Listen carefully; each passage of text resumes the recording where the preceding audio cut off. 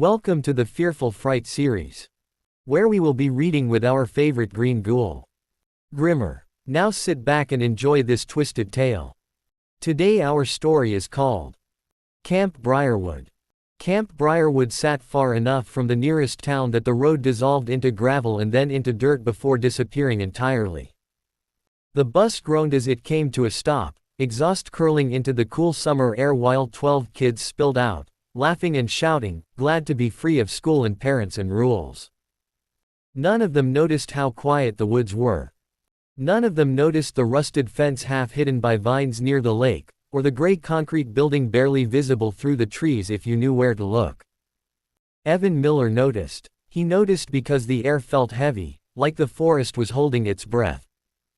His sister, Lila, hopped down the steps behind him, already talking about swimming and campfires and how she was definitely not scared of anything. Evan didn't say anything. He just stared at the trees. The other campers introduced themselves in fragments of noise and movement. Marcus Reed shoved Tyler Boone playfully. Jenna Collins rolled her eyes at Caleb Wright's jokes. Sophie Lang stuck close to Emily Foster, already uneasy.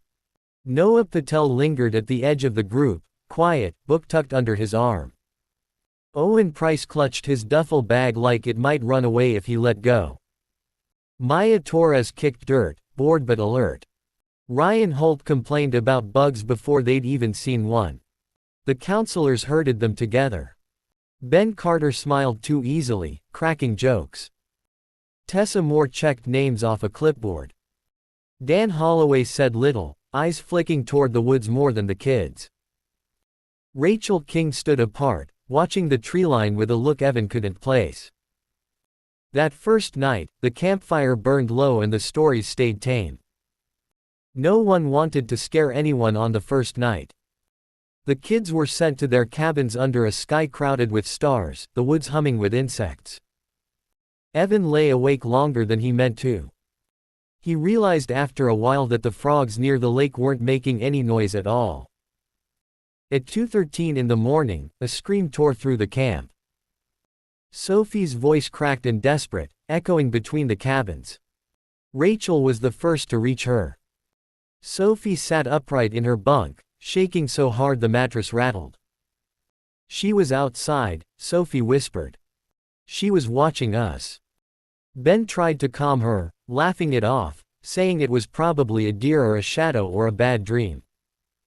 Rachel didn't laugh. She went to the window. Fingerprints pressed against the glass. Clear. Human. Too many of them. The next morning, the radio in the lodge crackled without warning. Dan froze mid-step as the static cleared just enough for words to slip through.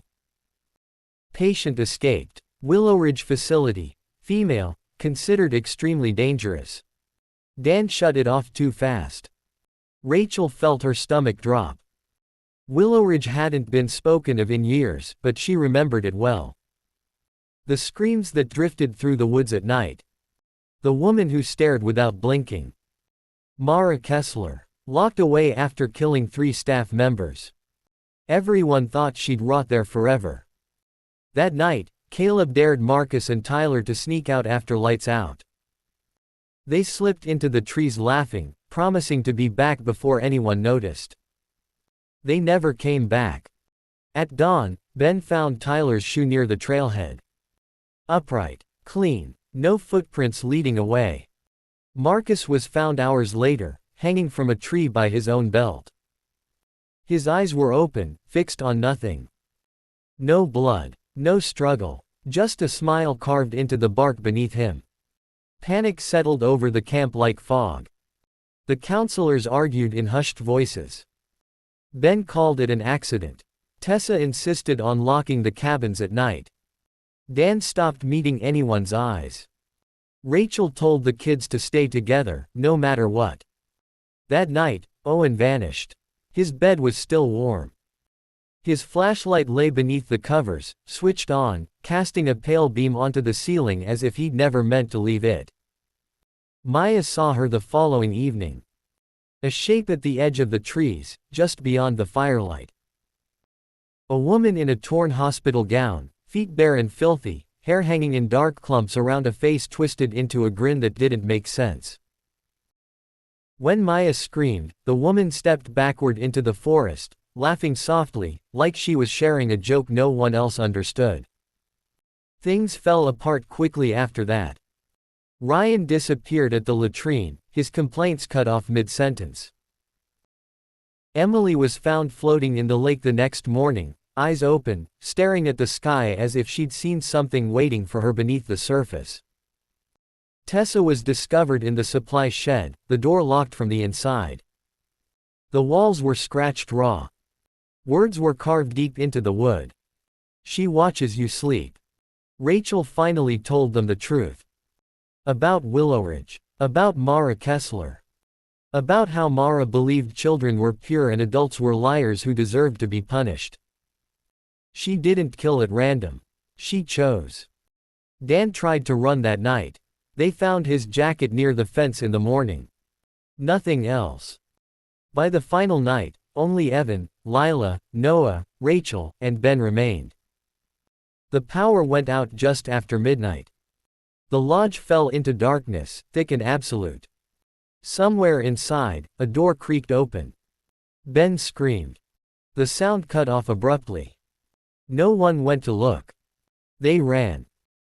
Mara followed them through the trees, whispering their names, laughing softly, always close enough to hear, never close enough to see. Near the dock, Noah tripped. Evan grabbed his arm, tried to pull him up. Hands broke the surface of the lake and wrapped around Noah's ankles, dragging him under before he could scream. The water closed over him, smooth and silent. Evan, Lila, and Rachel reached the road at dawn. Bloody, shaking, alive. When the police arrived, Camp Briarwood was empty. No bodies. No signs of Mara. Willowridge was searched from top to bottom. Mara's cell stood open. Her bed was neatly made. On the wall, written in charcoal, were 4 words. "I let them go. They were good." Years later, Evan still can't sleep with the windows open. Lila refuses to go near lakes. Rachel never worked with children again. And sometimes, deep in the woods where Camp Briarwood once stood, people swear they hear a woman laughing softly, waiting, watching, choosing.